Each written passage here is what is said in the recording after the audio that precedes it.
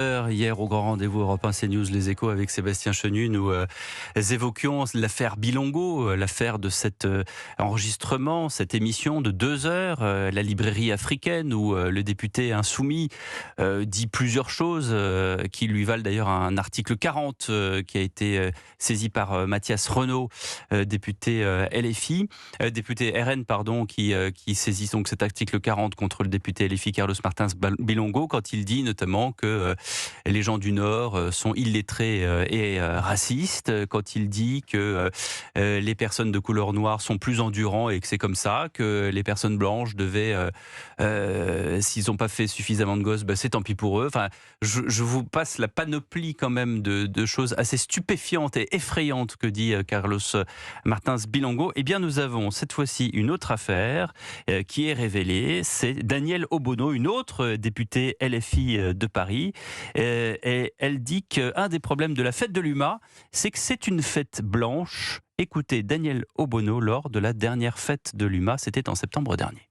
Un des problèmes de la fête de l'UMA, c'est que ça a été longtemps, en fait, c'est toujours encore aujourd'hui, la fête de la gauche blanche, en fait. Quand tu regardes, même encore aujourd'hui, là, il y avait l'Agora des forces de gauche, il y avait une meuf, bon, voilà, c'est un peu toujours la même. Alors, il aurait pu y avoir Mathilde Panot pour faire 2, mais en vrai, et que des blancs, quoi. Et en fait, mais ça me fait honte, je parle de la fête de l'UMA, mais j'aurais pu parler des amphis, de la France Insoumise, et où ça me fait honte, en fait.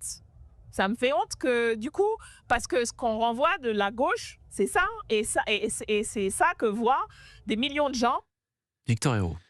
Bon, déjà, je passe sur l'évidence qui est de dire que moi, j'ai honte plutôt qu'on compte les blancs et les noirs dans une salle, quel que soit son bord politique. Ça, c'est dit, c'est l'évidence. Mais le fait politique marquant, c'est que c'est la continuité logique de ce mouvement politique.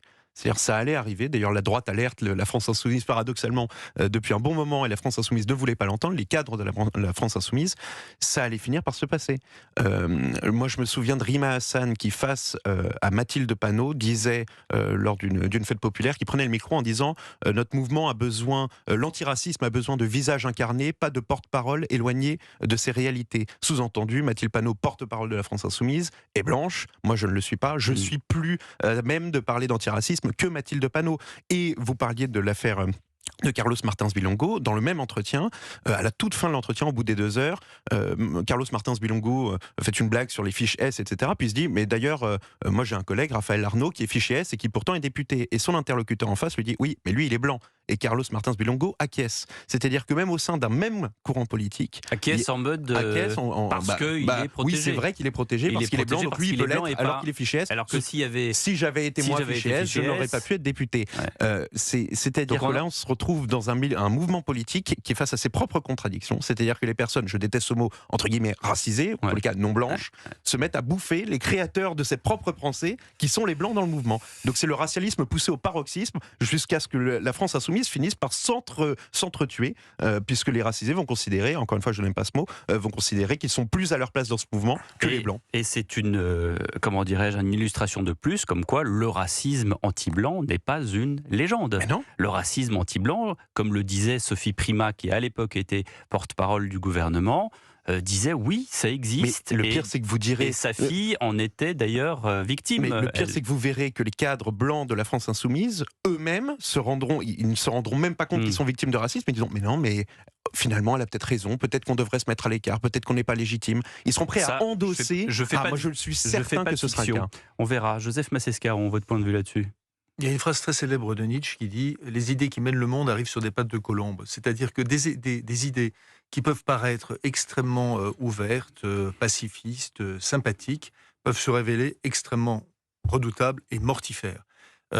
En fait, si on faisait la généalogie, mais on n'a pas le temps, la première fois en France, dans les années 80-90, où on a entendu ce type de discours, c'était la tribu K, qui était une tribu qui a été d'ailleurs dissoute par le ministre de l'Intérieur. Qu'est-ce qu'il s'agit? Il s'agit non pas... au-delà du racisme, il s'agit d'affirmer un suprémacisme black et de le faire avec force, en effet. Les Noirs sont, vous entendez évidemment, sont de par les gens qui parlent, ils sont plus intelligents, ils sont plus endurants, ils sont plus ceci, ils sont plus cela. C'est-à-dire, imaginez, inversons une seconde, imaginons que des Blancs puissent tenir ce discours. Évidemment, on parlerait totalement légitimement d'ailleurs de suprémacisme blanc. Là, il s'agit de suprémacisme black. Et moi, ce qui me frappe là-dedans, dans cette histoire, c'est que l'idéologie, elle a totalement disparu. Il n'y a plus d'idéologie. Aujourd'hui, la seule idéologie, c'est sur la couleur de la peau. C'est le premier point qui me frappe. Le deuxième point qui est important, à mon sens, c'est lorsque Mélenchon parle de créolisation. Il ment d'une manière éhontée. Pourquoi ? Dans quel sens ? Parce que la créolisation, c'est la mixité raciale.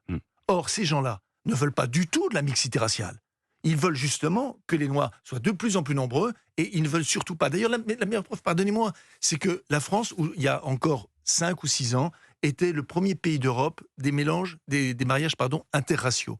Et ça ne cesse d'année en année de reculer. Voilà. Donc, lorsqu'il parle de créolisation, là, c'est ce qui est en train d'arriver, mais d'une manière, totalement, il faut arrêter de prendre des pincettes, c'est l'affirmation tranquille, assurée d'être dans son bon droit, comme Victor l'a rappelé, d'un suprémacisme black. Comment vous voulez, après ce qu'a dit Éléonore Carrois tout à l'heure, elle dit il faut aussi qu'on commence par nous, il faut qu'on commence par un budget, alors certes un budget, mais il faut qu'on commence par une cohésion nationale. Comment est-ce que vous voulez construire une cohésion nationale et, in fine, ensuite une souveraineté nationale avec ce genre de polémique ? Comme vous l'avez dit, Victor Ayrault, comment est-ce qu'on peut, en 2026, en France, dans un pays où la démocratie, et je rappelle la phrase de Churchill, que la démocratie est le pire des régimes, à l'exception de ceux qu'on n'a pas encore approuvés ou qu'on n'a pas encore utilisés, à l'exception de tous les autres. Comment est-ce que aujourd'hui, en comptant les noirs et les blancs, on saura combien on en est mais comment est-ce qu'on peut arriver à quelque chose ? C'est impossible. À partir du moment où vous rentrez dans la logique raciale, il est impossible de faire société avec un type qui n'est pas de la même ethnie, race que vous. C'est impossible puisque vous établissez une barrière ontologique entre vous, votre communauté, qui en plus là, ne se reconnaît que par sa couleur de peau, c'est-à-dire le degré absolument zéro de la communauté, et vous en sortez absolument tous les autres. Et vous antagonisez en plus, parce que c'est même pas comme en Angleterre où on peut considérer que c'est une mosaïque et que chacun peut vivre paisiblement les uns avec les autres et que ce sont des communautés qui s'entraident. Là non, elle considère qu'il n'y a pas assez de noirs et trop de blancs. Je note d'ailleurs qu'elle insulte la plupart de ses électeurs. Parce qu'en fait, la plupart des électeurs de la France Insoumise sont probablement, je n'ai pas fait les comptes, enfin, il doit y avoir tout un tas de blancs dans les électeurs de la France Insoumise, et elle considère, il y a trop de blancs à la fête de l'humanité, il y a trop de blancs elle le dit, dans les amphithéâtres de la France Insoumise, ça me fait honte. Elle dit, ça me fait honte qu'il y ait trop de blancs et pas assez de noirs. Parce que lorsque vous dites, et ça, faut jamais le perdre de vue, lorsque vous dites, il n'y a pas assez d'eux, mathématiquement, ça implique qu'il y a trop d'eux en face. Si vous dites qu'il n'y a pas assez de noirs, c'est qu'il y a trop de blancs. Donc là, je trouve ça absolument lunaire. Mais ce que je trouve encore plus marquant politiquement, c'est que là, il n'y a plus de masque. Comme le dit Joseph, il n'y a même plus un semblant d'idéologie pour essayer de masquer, de maquiller la chose. Là, c'est purement et simplement affirmé, je suis noir, je préfère les noirs, il n'y a pas assez de noirs, il y a trop de blancs. Il n'y a plus d'idéologie, il n'y a plus de calculs électoraux. Alors parce que, comme vous l'avez dit, effectivement, on allait effectivement au décompte. Non, je crois pas. Totalement, Pierre a 10 000 fois raison. Mais ça, c'est ce que je pense depuis longtemps. Joseph, il n'y a pas de calculs électoraux. Ce qu'ils veulent, c'est la prise de pouvoir. C'est pas de calculer. Mais vous êtes obligé de prendre le pouvoir avec des voix. Par la force. Bah oui, mais alors par la force, comment ? C'est-à-dire qu'on va avoir un Nicolas Maduro à façon Mélenchon ? Oui, justement pourquoi. Voilà. Et donc, mais moi, ce qui me frappe, c'est que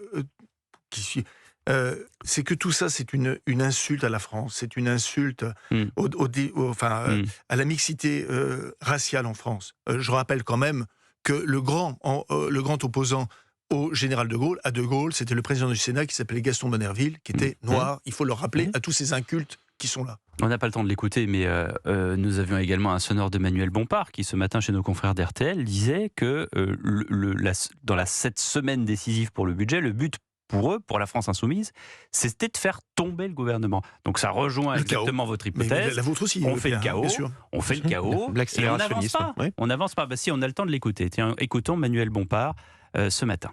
Le gouvernement, il peut appeler les autres à mettre de la souplesse, mais il propose de mettre quelle souplesse, lui, de faire quel compromis? La vérité, c'est que le budget, on nous a fait déjà le coup l'année dernière. On nous a dit, il faut un budget, il faut un budget. Le budget de l'année dernière, il s'est traduit par la pire croissance de ce pays depuis 10 ans, par une augmentation du chômage et une baisse du pouvoir d'achat. Donc l'objectif, ça reste de faire tomber le gouvernement? Évidemment, et l'objectif, mais pas pour faire tomber le gouvernement par principe, mais pour obtenir un changement de politique, parce que la France a besoin d'une autre politique que celle que les macronistes veulent continuer à lui imposer. Voilà, changer de politique, faire tomber le gouvernement, compromis, pas compromis. Que dit Manuel Bompard? De toute façon, on sait très bien qu'on ne peut plus faire de compromis. Mais ce que vous dites, Pierre, lorsque vous dites on n'avance pas, mais parce que vous êtes quelqu'un de constructif, qui a envie de bâtir quelque chose. Là, on est il y a une dans la pensée politique, déconstruction, c'est vrai, j'oubliais. Je ne suis pas assez déconstruit, on est d'une part dans la déconstruction, mais on est surtout dans un mouvement qu'on retrouve aussi dans l'extrême droite, et j'emploie ce mot ici, la vraie extrême droite, c'est-à-dire les gens qui considèrent que la politique ne passe pas par l'urne, mais par la rue ou par le bâton. Les gens qui sont accélérationnistes, qui considèrent que comme on va vers une pente descendante, il faut accélérer les choses, il faut aller le plus vite possible vers le chaos, parce que celui qui l'emportera dans ce chaos pourra rebâtir par-dessus les cendres. Pardonnez-moi de ne pas être assez déconstruit, les amis. Merci Joseph Massescaron, merci à vous Victor Hérault. Dans un instant, le journal de 20h, et juste après, Nicolas Bavrez qui signe ce papier, j'allais dire à la fois effrayant et clairvoyant, l'an 1 du nouvel âge des empires, c'est cette année 2026. À tout de suite sur Europe 1.